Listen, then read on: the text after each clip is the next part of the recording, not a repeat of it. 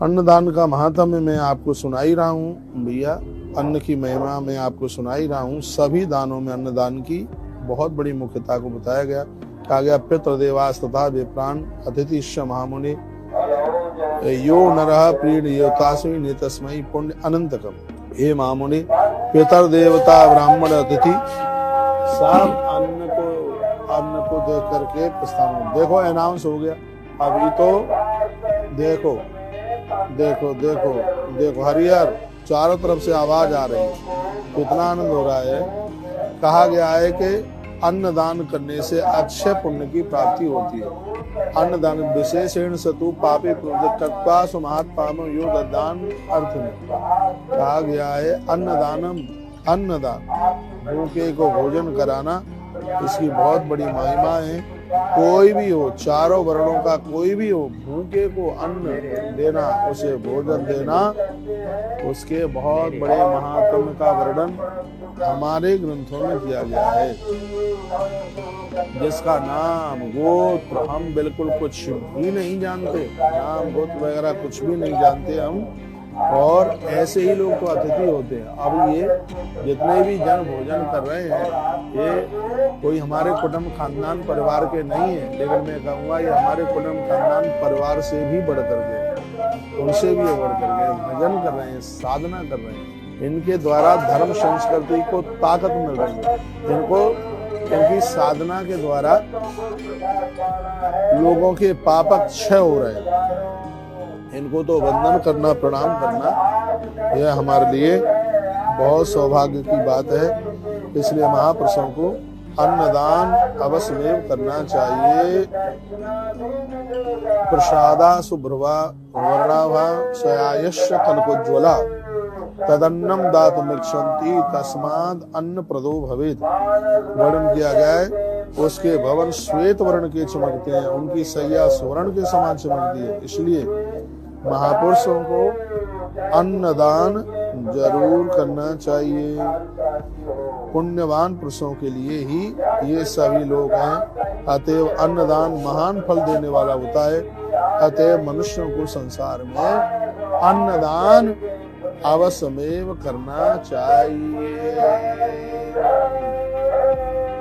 हर हर महादेव, जय जय श्री राधेश्याम। पानीय दानम परमं दानमुत्तमं सदा तस्मादीपशकूपांश तड़ागानी चकारियेत। ये अद्भुत काम है, करने के लायक है। अन्नदान, जलदान, कुएं खुदवाओ, वृक्ष लगवाओ। एक पेड़ लगाना और वह वृक्ष प्राण वायु देता है, श्वास देता है, तो कितने बड़े पुण्य की बात है, बहुत आनंद की बात है। तो परमात्मा ने कृपा करी है, तो हमें और आपको सत्कार्य सत्कर्मों के साथ जुड़ करके ही अपनी जिंदगी का, अपने जीवन का निर्वहन करना चाहिए। अभी हमने आपको वस्त्रों की बात करी है। देखिए कितना अद्भुत लिखा है कि वस्त्र के दान से आयुष बढ़ता है, उम्र बढ़ती है। सभी का वर्णन यहाँ किया। सुवर्णम रहतम वस्त्रम मणिरत्नम च वास सर्वमेव भवेदत्तम वसुधाम च प्रियक्षति। वर्णन किया गया है, कहा गया है, बहुत आनंद के साथ कहा गया है कि स्वर्ण दान इत्यादि जो तो दान है, चांदी का दान है, लेकिन वस्त्र दान व्यक्ति को आयुष देता है। इसके बहुत बड़े महात्म्य का वर्णन किया गया है। भूमि दान की बहुत बड़ी महिमा है, गौ माता के दान की। हिरण्य दानम, गौ दानम, भूमि दानम च वाससा इदप्लक्ष मानस्तु सर्व पापी प्रमुच्यते। आपने जीवन में स्वर्ण दान, गौ दान, भूमि दान या वस्त्र दान, अन्न दान किया है तो लिखा सर्व पापी प्रमुच्यते। वह लोग अपने संपूर्ण पापों को जला करके वह राख कर देते हैं। इतना बड़ा महात्म, इतनी बड़ी महिमा भैया इसकी है। सबशम गो सहस्रम तो यत दशंति यत्रतम बाल वसा पशुप्राणाम तदगोचरमिति स्मृतम। कहते हैं गौ माता को चरने के लिए, रहने के लिए, उनको ठहरने के लिए यदि उनके लिए भूमि दी जाती है तो इसी ग्रंथ में लिखा है कि हजारों हजारों गायों के गौदान करने का फल उन लोगों को प्राप्त हो जाता है। तो इतनी बड़ी महिमा, इतने बड़े महात्म का वर्णन किया। और हरि वैष्णव जनों के लिए ये सभी चीजें बहुत आनंददायक होती हैं, बहुत प्रेरणादायक होती हैं। तो इसलिए मैं सभी को कहना चाहूंगा कि हम इस समय महात्म सुन रहे हैं श्री प्रयाग का। प्रयाग का महात्म अपने आप में बहुत अद्भुत है। और जो लोग यहाँ पर पहुंच रहे हैं, देखो कितनी अद्भुत बात है। जय हो। देखो, जिस प्रकार से सूर्य भगवान के निकलने से अंधकार समाप्त हो जाता है, उसी प्रकार से प्रयाग में पहुंचने से पाप ऐसे ही खत्म हो जाते हैं पाप। यह प्रयाग की महिमा है। तत्तृष्णात्वा च पीत्वा च पुनर्जन्म न विद्यते। कहते हैं कि प्रयाग में आने वाला व्यक्ति बार बार पैदा नहीं होता, उसकी एक ही बार में मुक्ति हो जाती है। इतना बड़ा महात्म श्री प्रयाग का। तीर्थ तो धरती पर बहुत है, लेकिन माघ मास में प्रयाग की बराबरी करने वाला भैया कोई भी तीर्थ नहीं है। इसलिए वैष्णव जनों को, पहले तो मैं कहता हूँ हर इंसान को परम वैष्णव बन करके जीवन जीना चाहिए। हमारे ग्रंथों में वैष्णवों की बहुत बड़ी महिमा का वर्णन किया गया है, बहुत बड़ी महिमा का। शनु नारद, भगवान महेश्वर कहते हैं, शनु नारद वक्ष्यामि वैष्णवानां च लक्षणम यस्वत्ता मुचते लोके ब्रह्म इत्यादि पातकम। श्री राधे जो विवेक विहार में कार्यक्रम बोलो बांके बिहारी लाल की जय हो, श्री हनुमानी महाराज की जय हो।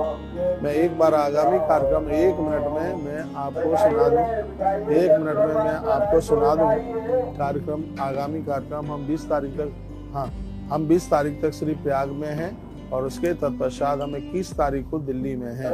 अभी मैं एड्रेस, अभी हम आपको एड्रेस भी बता देते हैं। थोड़ा कार्यक्रम का स्थल चेंज हुआ है। मैं आपको बता दूं, 21 तारीख को हम विवेक विहार झिलमिल जो हनुमान जी का मंदिर है, जहाँ हम 5 चौपाइयाँ पहले बोल करके आए। 40 चौपाई हमें बोलनी है, लेकिन हम 5 ही चौपाइयों के ऊपर पूरा 3 घंटे का प्रवचन निकल गया और अब 5 चौपाइयाँ फिर हम 21 तारीख को बोलेंगे। कार्यक्रम के टाइमिंग्स हैं 2 बजे से लेकर के 5 बजे तक। हनुमान जी का बड़ा अद्भुत मंदिर है, विवेक विहार झिलमिल। टाइम है 2 बजे से लेकर के 5 बजे तक। टेलीविजन पर समय पर बादली का चल रहा है, लेकिन समय पर बादली का जो कार्यक्रम है वो 23 तारीख को है। 23 तारीख को आप पधारिएगा। हम 23 तारीख को रात्रि में दिल्ली में ही हैं। भाई श्री परीक्षित गोयल के मकान का उद्घाटन है, तो गृह प्रवेश है। रात्रि को चौकी है मैया जी की, तो उसमें हमारा पूरे कार्यक्रम में रहना होगा। थोड़ा बहुत रात्रि को प्रवचन भी हो जाएगा 23 तारीख को।